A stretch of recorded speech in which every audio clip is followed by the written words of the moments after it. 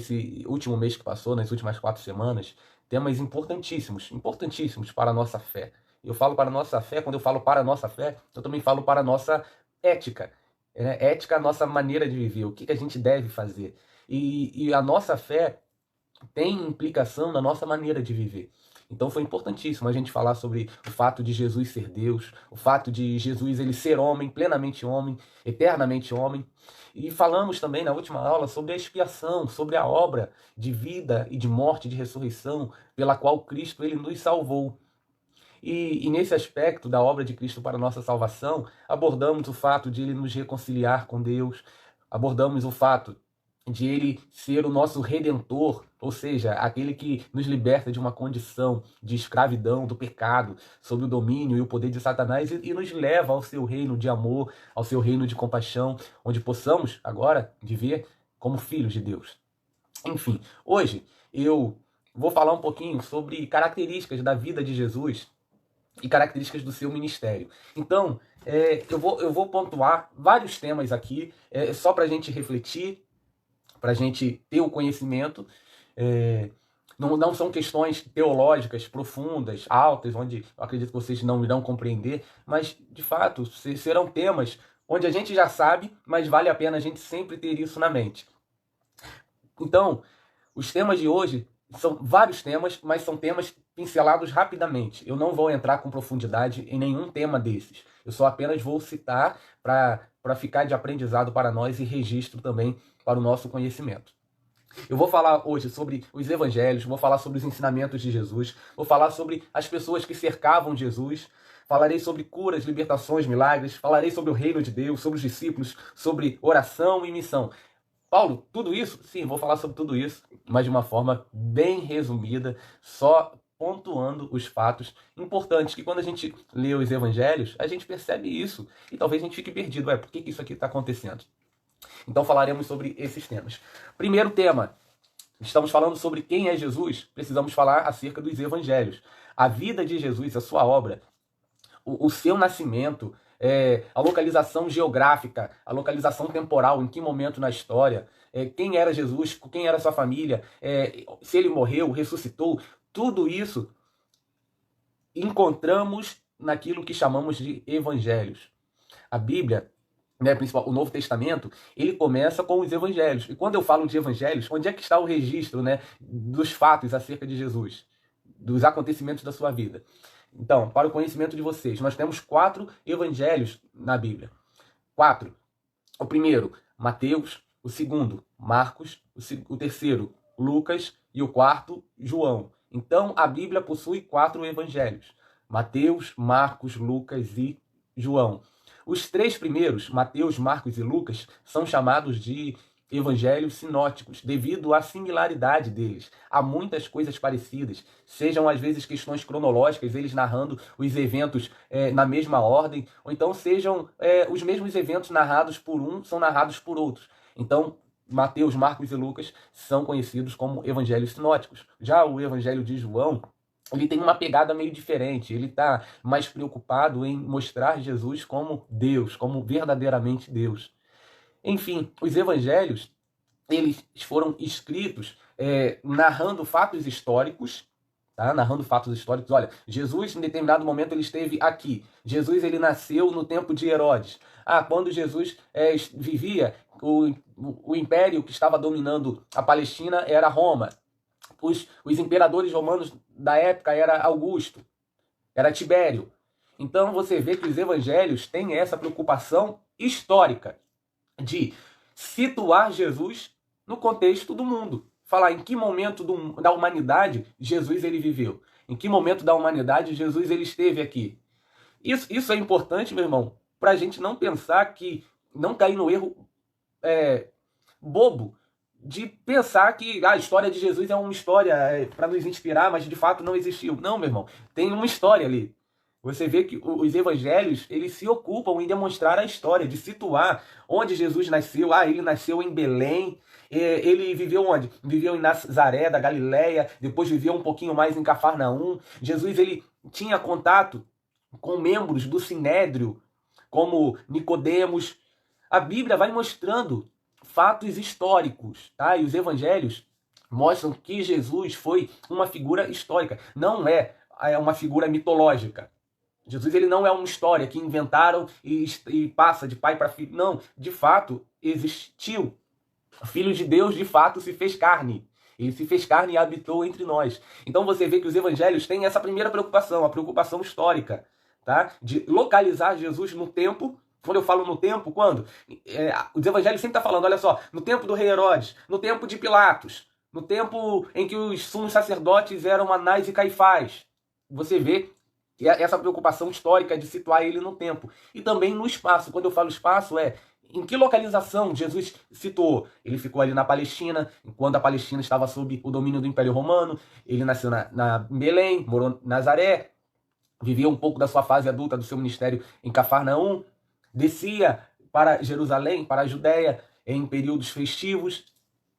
Então, esse é o primeiro fato. Os evangelhos nos mostram o aspecto histórico. Outro ponto dos evangelhos é a sua característica teológica. Quando eu falo a característica teológica, eu falo assim, a perspectiva da fé. Os evangelhos não apenas se preocupam com a história, mas também se preocupam com a fé. Todos os evangelhos, Mateus, Marcos, Lucas e João, eles foram dirigidos a alguém, seja alguma comunidade, seja alguma pessoa, havia um público. Os caras, vamos dizer, os evangelistas, né, os escritores dos evangelhos, eles não escreveram os evangelhos e guardaram para eles. Não, eu vou escrever o evangelho aqui, Marcos está escrevendo o evangelho, e vou guardar para mim só para eu ter o registro aqui para mim e colocar na minha gaveta. Não. Eles escreviam, eles narravam, eles selecionavam os fatos que eles achavam importantes, tá? Eles selecionavam, aqui nos evangelhos não tem toda a história de Jesus, não tem todos os seus ensinamentos, não tem todos os seus milagres, não tem todos os seus embates com fariseus, com saduceus, não tem todas as suas curas. Não tem, os evangelhos não contêm tudo. O evangelho de João, ele é interessante que ele vai nos dizer o seguinte, se a gente escrevesse tudo, se eu escrevesse tudo aquilo que Jesus fez, não daria conta, não teria mais papel para isso, porque ele fez muita coisa. Então não tem todos os discursos que Jesus fez na sua vida, tá? Mas os evangelhos nos garantem o necessário para conhecermos Jesus e a partir do conhecimento de Cristo termos fé e sermos salvos. Isso está claro para vocês? Paulo, então não contém tudo que Jesus... Não contém, os próprios evangelhos dizem isso. Mas contém tudo aquilo que é necessário para crermos nele como Filho de Deus, aceitá-lo, reconhecê-lo como Senhor e Salvador e vivermos uma vida eterna com ele. Tá? Isso está claro para vocês? Diz assim para mim. Tá claro, Paulo, estou acompanhando. Tá boa a aula. Vai me dando feedback. Então... Além dessa perspectiva histórica dos evangelhos, tem uma perspectiva teológica. Por quê? Porque os evangelhos querem tratar da nossa fé. Eles dão uma visão da fé, mas também querem tratar da nossa fé. Mostrando o seguinte, olha só, vocês precisam acreditar em Jesus. E quem é esse Jesus? Jesus é o Filho de Deus. Jesus fazia milagres. Jesus se importava com o próximo. E isso tudo vai moldando a nossa fé. E os evangelhos, irmã Neuza, à medida em que eles foram descrevendo os fatos, selecionando os fatos, havia uma preocupação histórica e também teológica. Tá? O interessante é que cada evangelho tem a sua perspectiva. Tá? Eles estão olhando para Jesus, para o mesmo fato, mas cada um de uma perspectiva. Por exemplo, você pode olhar para uma coisa e eu olhar para a mesma coisa. Estamos olhando para o mesmo objeto. Mas dependendo da nossa posição, talvez você esteja um pouco mais afastado, eu esteja mais perto, a gente vai descrever aquele objeto com informações diferentes. Por quê? Porque nós estamos observando o objeto a partir de perspectivas diferentes. E assim são também os evangelistas. Os evangelhos, eles estão discorrendo a respeito de Jesus, da pessoa de Jesus e da sua obra de perspectivas diferentes. Por exemplo, Mateus, ele era discípulo. João também foi discípulo de Jesus. Então, as perspectivas deles é diferente de Marcos e de Lucas, que não eram discípulos. Acreditamos, né, as principais autoridades de história irão nos dizer que Marcos, ele escreve o teu evangelho a partir daquilo que Pedro dizia. Pedro, que era discípulo, dizia, e Marcos, ele se encarregava de ser o redator e o escritor. Lucas, ele vai escrever muitas coisas a partir dos ensinamentos do apóstolo Paulo. Tá? Então você vê que os evangelhos têm essa carga apostólica. Mateus foi apóstolo, João foi apóstolo, Marcos não foi apóstolo, mas ele escreveu a partir dos ensinamentos de Pedro, que foi apóstolo, e Lucas não foi apóstolo, mas escreveu o seu evangelho a partir dos ensinos, né, e da mensagem do apóstolo Paulo. Então nós temos isso, perspectivas diferentes. Então você vê, em alguns momentos, similaridades, mas às vezes você vê complementaridades. O que eu quero dizer com isso? Às vezes você lê o Evangelho de Mateus e você vê que o complemento daquela passagem se encontra em Lucas. Então, os evangelhos, eles são similares, mas eles também se complementam. Então, é importante, às vezes, quando você está lendo a respeito da vida de Jesus, estou lendo em Marcos, ter a preocupação de averiguar se Lucas também não narra aquele mesmo fato. E como é que Lucas narra? É importante isso.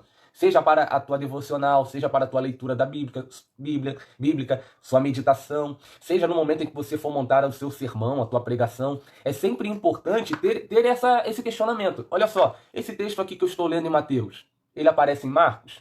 Como que ele aparece em Marcos? Ele aparece em Lucas? Como que ele aparece em Lucas? Isso é importante porque, por exemplo, no momento em que você vai estar pregando, a tua pregação ela fica mais encorpada, ela fica mais forte, mais firme, mais bíblica. Por quê? Porque você não está olhando apenas para aquele texto, mas também para todo o contexto. Isso é muito importante. Bom ter você aqui, minha irmã Cristiane. Bom dia a você, Deus te abençoe. Espero que vocês estejam acompanhando, gostando da aula. Tá? Estamos falando sobre Jesus e abordando aspectos, né, da sua vida e do seu ministério. E a primeira coisa é falar dos evangelhos. Né? Os evangelhos é onde há o registro da vida de Jesus, do seu ministério e da sua obra. Outro ponto que eu gostaria de falar com vocês hoje é acerca dos ensinamentos de Jesus. Jesus, ele foi um grande ensinador, um professor, um mestre. Naquela época, o chamavam de rabi. Jesus, além de ser Deus, além de ser o Filho de Deus, ele também foi um grande mestre. Um mestre da ética, um mestre da moral, um mestre do amor, um mestre da compaixão, um mestre da humildade. Jesus, ele ensinava e ensinava muitas coisas. Gente, vocês percebem que os evangelhos registram Jesus mais ensinando do que fazendo milagre. É sempre Jesus dando um discurso, é sempre Jesus ele orientando os seus discípulos, é sempre Jesus nas sinagogas ensinando. Jesus, por exemplo, você lembra da multiplicação, não, da pesca maravilhosa? De quando Pedro ele está lavando suas redes, depois de uma noite frustrada, e Jesus ele aparece com uma multidão. Por que Jesus ele entra naquele barco, gente? Por que Jesus entra naquele barco? Porque Jesus ele queria ensinar algo à multidão. Então ele pede emprestado a Pedro o seu barco para quê? Para fazer milagre? Não. Ele pede o barco de Pedro para ensinar a multidão. Por quê? A multidão estava se aglomerando de tal forma, estava apertando Jesus de tal forma, que Jesus estava chegando à beira da praia. Então, para ele ter capacidade de conseguir falar com toda aquela multidão, ele não estava conseguindo falar apertado. Então Jesus ele pede a Pedro o barco dele emprestado para que de dentro do barco, lá de cima do barco, conseguisse falar com toda a multidão. Então, você vê essa preocupação de Jesus com o ensino, com a palavra, com o discurso, com a questão de sempre estar orientando os seus discípulos, orientando o povo. Jesus ele gastou mais tempo ensinando do que fazendo milagres. Tá? E eu acredito que é assim também na nossa vida. Tá? Jesus ele passa mais tempo nos ensinando do que fazendo milagres pra gente. Há sempre mais ensinamentos para aprender do que milagres para viver. E eu acredito que às vezes os maiores milagres é aprender de Jesus.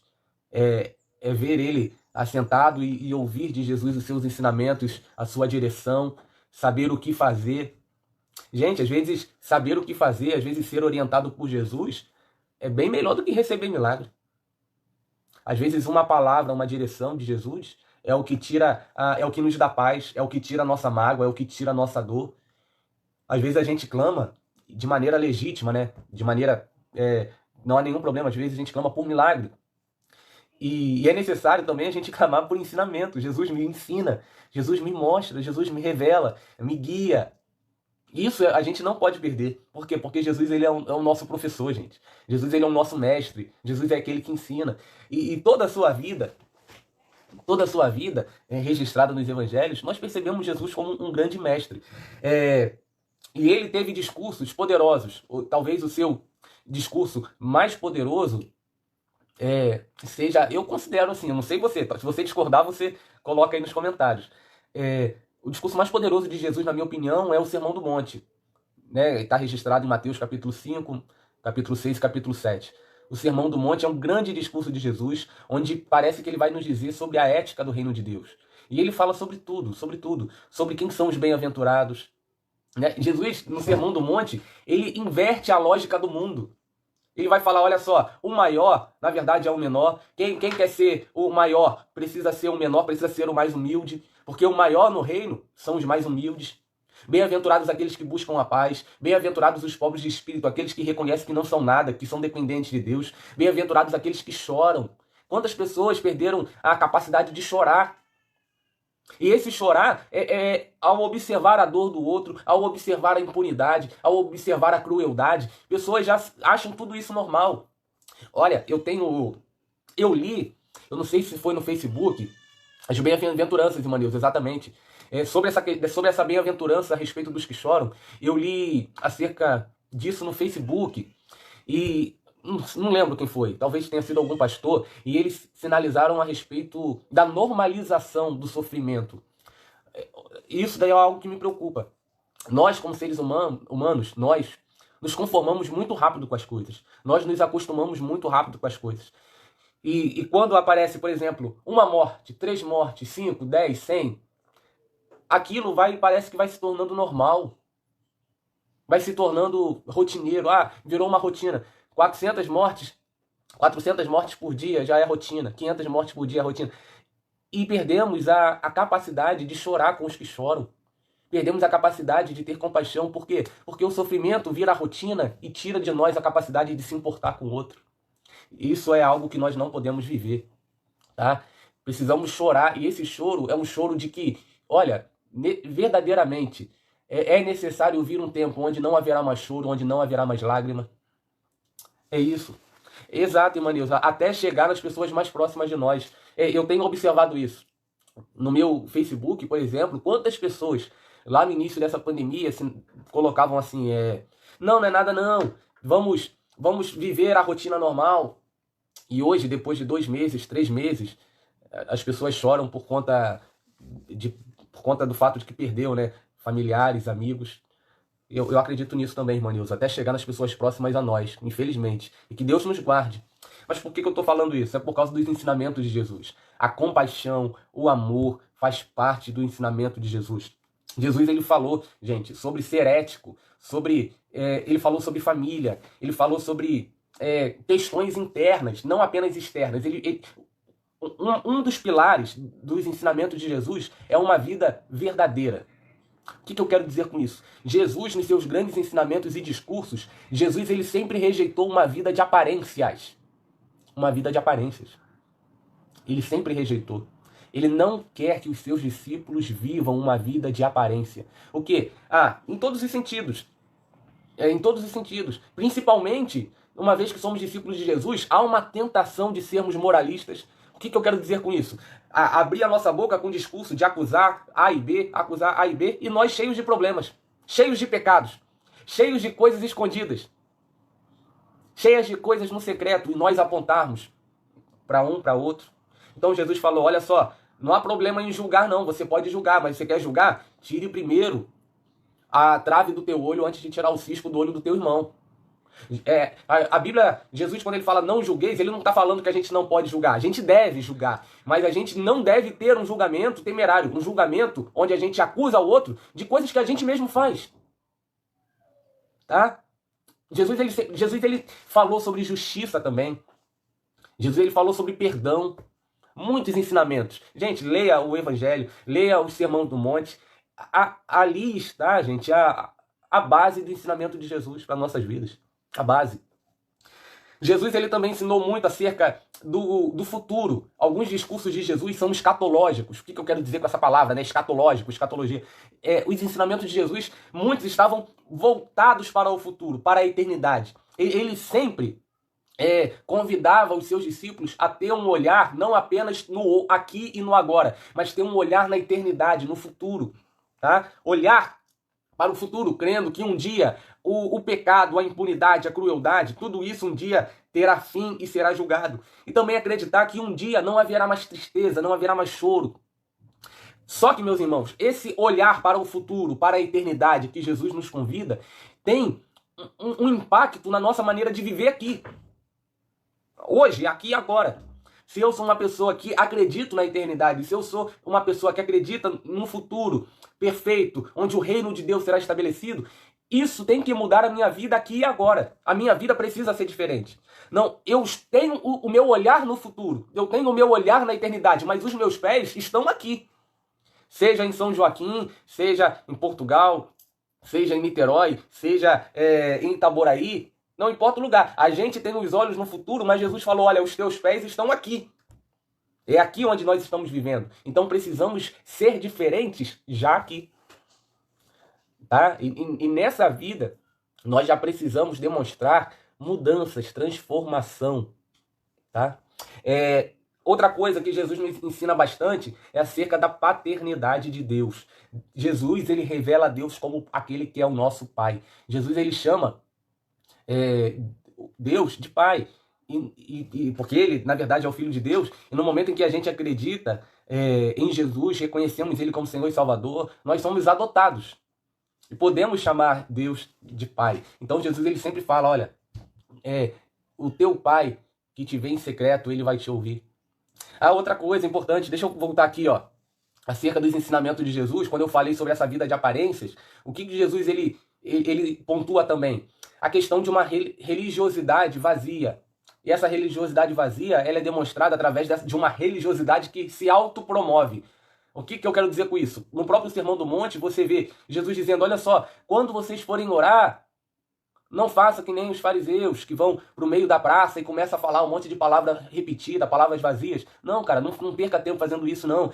Vai no teu quarto, secreto, ora, porque o teu pai te vê. Quando você for jejuar, não fica fazendo cara de que tá abatido, com fome, para todo mundo sentir pena, ou então para todo mundo pensar que você é espiritual, que você tá jejuando. Não, cara, lava o teu rosto, jejua como se ninguém soubesse que você estivesse jejuando. Por quê? Porque o jejum é algo teu e de Deus. Faça as coisas para Deus sem querer ser promovido, sem querer que o teu nome seja promovido, sem querer que as pessoas achem que você é o mais santo, é o mais espiritual. Não, faça as coisas para Deus porque você ama a Deus e ama o próximo. Não para se promover. Cara, os ensinamentos de Jesus é sempre assim, um soco na nossa cara, é sempre uma pancada. A gente sempre está aprendendo, né? E, Paulo, mas tem muita gente que não aprende. A primeira coisa que eu acho é porque não lê. É porque não lê a Bíblia. E o segundo é porque não é humilde. Por quê? Porque para seguir Jesus tem que ser humilde. Ouvir o que Jesus fala sem humildade, não dá para seguir ele não. Porque ele vai inverter a lógica do que a gente acha. Ele vai inverter sempre a lógica. Tá? Ele vai falar, os últimos são os primeiros. O maior é o menor. Tá? Quem quer ser servido tem que servir. Maior no reino é aquele que serve. É isso. Um dos ensinamentos que mais me toca é amar. E de fato, se Jesus ele ensinou algo, é a respeito do amor. Jesus, ele era o próprio amor encarnado, vamos dizer assim. O próprio amor encarnado. E foi por amor que ele veio. Né? Porque Deus amou o mundo de tal maneira que enviou o teu filho. O amor, foi por amor que ele veio. E toda a sua vida foi demonstrando amor. Deixa eu falar mais uma coisa a respeito dos ensinamentos de Jesus, que quando você lê a tua Bíblia, você vai encontrar muitas parábolas. E o que são parábolas? Paulo, eu estou lendo aqui parábola do filho pródigo, parábola do semeador, parábola do bom samaritano, parábola do grão de mostarda, parábola do servo vigilante, parábola das 10 minas, parábola dos tesouros. Paulo, por que Jesus falava tanto assim em parábolas? Jesus falava em parábolas porque Jesus ele conhecia o público que ele estava se dirigindo. Essa é a primeira coisa. Jesus, ele sendo um grande mestre, um grande professor, ele, para dar uma mensagem, o primeiro exercício que um bom professor tem que fazer é reconhecer quem é o seu público. Quem é que está me ouvindo? Quem é que vai me ouvir? Então, a partir do conhecimento que o professor tem do seu público, ele vai moldar a tua fala, moldar a tua linguagem e moldar a tua mensagem. Então, Jesus, reconhecendo quem era o seu público, ele encontrou nesse método chamado parábola, a melhor forma de transmitir as tuas mensagens. A melhor forma de transmitir verdades eternas, celestiais, verdades superiores, de uma forma pela qual o teu público conseguisse compreender. Então, se Jesus ele queria falar sobre o amor de Deus, o amor de Deus, Jesus ele falaria a parábola do, do filho pródigo, que na verdade é a parábola do pai, né? Não é do filho, é do pai. O grande personagem daquela parábola é o pai, que mesmo o filho indo, se distanciando, permaneceu de braços abertos a ele. Permaneceu de braços abertos esperando o filho. Então, se Jesus ele queria falar de como o pai é amoroso, de como o pai é misericordioso, de como o pai perdoa, para ele transmitir essa verdade muito superior, celestial, grandiosa, Jesus ele molda a tua linguagem através da parábola e coloca através de um ensinamento em que os seus ouvintes conseguissem entender. Tá? Jesus, ele, para falar de como a palavra age no coração das pessoas, por que a palavra de Deus age no coração das pessoas de forma diferente? No meu coração agiu de uma forma, no coração da irmã Neuza agiu de outra forma, no coração de um parente nosso age de outra forma.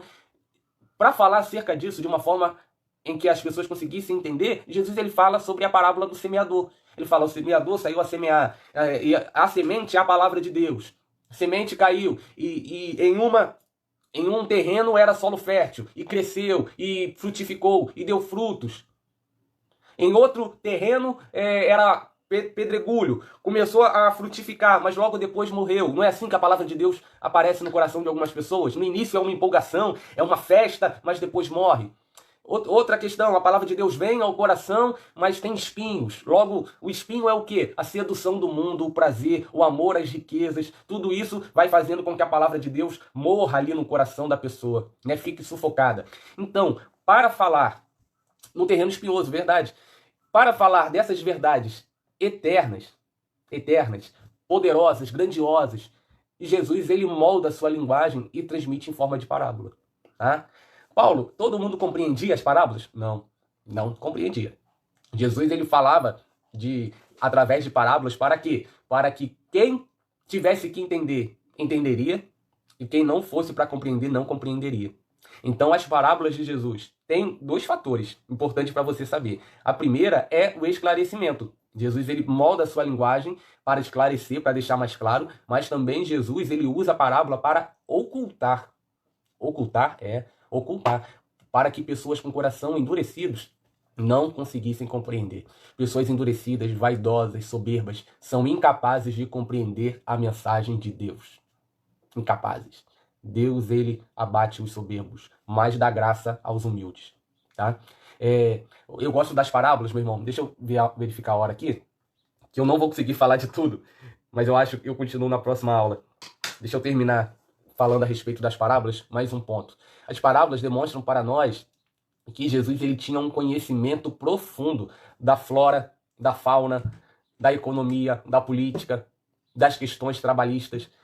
Quando você vê as parábolas, Jesus ele fala de tudo. Jesus ele fala nas parábolas, ele usa a família. Jesus fala sobre rixas étnicas.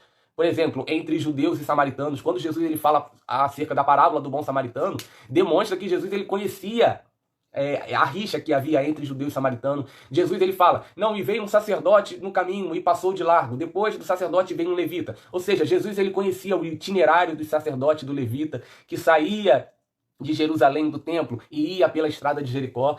Jesus ele conhecia os terrenos, a geografia. Jesus conhecia a história. Cara, as parábolas de Jesus nos mostram que Jesus era alguém totalmente... como eu posso dizer? Alguém que tinha um conhecimento profundo daquilo que o cercava. Jesus não era uma pessoa alienada. Não era. Tem gente que vive esse mundo de maneira alienada. Não sabe o que está acontecendo, não sabe nada sobre como é que está a política, não sabe nada sobre... Não se envolve com nada. Não estou falando de envolver diretamente, mas pelo menos conhecer o que está acontecendo no mundo. O que está acontecendo no mundo hoje? O que está acontecendo no meu bairro? Como que é o meu bairro? Como que é a geografia do meu bairro? Quem são os tipos de pessoas que moram no meu bairro? Então, quando Jesus estava na Galileia e ensinava na Galileia, Jesus ele dava os seus ensinamentos, por quê? Porque ele conhecia quem era o povo de lá. Quem era o povo? Jesus conhecia quem era a comunidade que o cercava. Jesus ele conhecia. E Jesus ele tinha conhecimento não apenas de questões humildes, mas questões também da alta classe. Jesus ele sabia falar tanto com pecadores, tanto com, vamos dizer assim, pescadores, gente humilde, quanto com pessoas de alta patente. Jesus ele conversava com centurião, Jesus conversava com senadores, Jesus conversava com doutores da lei, com escribas. Jesus ele conversava de igual para igual e superava fariseus e saduceus. Autoridade. Mas essa autoridade era porque, gente, não apenas por ele ser Deus, mas também por ele ser humano, mas um ser humano consciente da realidade que estava à sua volta. Se você não conhece a realidade que te cerca, quando alguém sentar para conversar contigo, a pessoa vai falar, ué, a pessoa nem sabe do que está falando. Gente, quando a pessoa sentava ao lado de Jesus, as pessoas ficavam embasbacadas. Porque diziam assim, caramba, da onde vem tanto ensinamento? Que cara é esse que sabe conversar com todo tipo de gente, que sabe conversar sobre qualquer assunto? Jesus ele fala, Jesus ele sabe ter uma linguagem rebuscada quando precisa, e Jesus sabe visão de mundo, irmã Neuza, e sabe ter uma visão simples quando precisa. Tem gente que só consegue falar de maneira elitizada, palavras rebuscadas, palavras difíceis, e não consegue dialogar com pessoas mais humildes. E por um outro lado, tem gente que só sabe falar uma linguagem simples, baixa, e não consegue falar, às vezes, uma palavra mais rebuscada. E Jesus, ele sabia falar tudo, gente. Jesus era o cara, Jesus era sinistro demais. Ele sabia dialogar, mas por quê? Ele não era alguém alienado. Tá? Ele sabia falar sobre economia, sobre política, sobre relações de trabalho, e tudo isso fica demonstrado nos seus ensinamentos, nas suas parábolas. Jesus, ele é impressionante. Tá? Estude a fundo a vida de Cristo, mas mais do que isso, conheça ele, tenha intimidade com ele. Se você acha, Paulo, eu vou para o céu por conhecer todos os fatos de Jesus? Não. Talvez você saiba quem foi Jesus, onde ele nasceu, em que ano, onde é que ele passava os seus aniversários. Talvez você conheça tudo isso, mas não vá para o céu. Por quê? Porque não é o conhecimento, tá, que nos leva para Deus. Não é eu conhecer tudo que diz Mateus, Marcos, Lucas e João e que me garante o céu. Não é isso. Tá? O que me faz viver uma vida com Deus é acreditar no que Jesus fez. É olhar para Jesus, a sua vida, olhar para Jesus, para a sua obra e falar, ele morreu em meu lugar. Toda a dor que ele sentiu deveria ser minha. O castigo que estava sobre ele me trouxe a paz. É reconhecer ele como Salvador e Senhor. É isso que te faz viver uma eternidade com Deus. Não é apenas conhecer. O que a gente está fazendo aqui é se informar, né, gente? É conhecer um pouquinho da Bíblia, é conhecer mais de Jesus, é se apaixonar mais por ele. Mas o que nos faz viver uma vida eterna com ele é dar a nossa vida a ele. Deus, assim, Pai, olhar para Jesus e falar, Jesus, assim como o Senhor deu a sua vida a mim, eu dou a minha vida a ti. É isso. É isso que nos faz viver uma vida com ele. Exato, o pastor Keyson colocou aqui, ó. Ele falava com propriedade. Sabia o que falava e para quem falava. Exatamente, pastor. Ele tinha uma visão de mundo, irmã Nilza. Exatamente. Jesus, ele não apenas sabia o que falava, mas sabia para quem falava. Por exemplo, a Gisele. Gisele, ela fala de uma forma com o seu marido e de outra forma com seus filhos. Por quê? Porque são pessoas diferentes. Há assuntos que não podem ser tratados ou falados da mesma forma para um e para outro. Então, precisamos ter essa noção também. Isso que o pastor Keyson colocou é algo que nós precisamos ter. O que eu estou falando? Para quem que eu estou falando? Tá? Isso é algo importante para a nossa vida, para a nossa ética. Tá? Para a nossa ética. E ter uma visão de mundo, como a irmã Neuza falou. Visão de mundo, né? Utilizando um termo que está na moda, a cosmovisão. Qual é a minha visão de mundo? A gente precisa conhecer, gente, o que está na nossa volta. E ó, nesse momento de pandemia, nesse momento de quarentena, é importante a gente fazer uma leitura do mundo, uma leitura dos fatos, tá? Uma leitura da igreja. Quando eu falo da igreja, eu estou falando não apenas da nossa igreja, eu falo da igreja do Senhor Jesus. Qual é o papel da igreja nesse momento? Como será a igreja após a pandemia?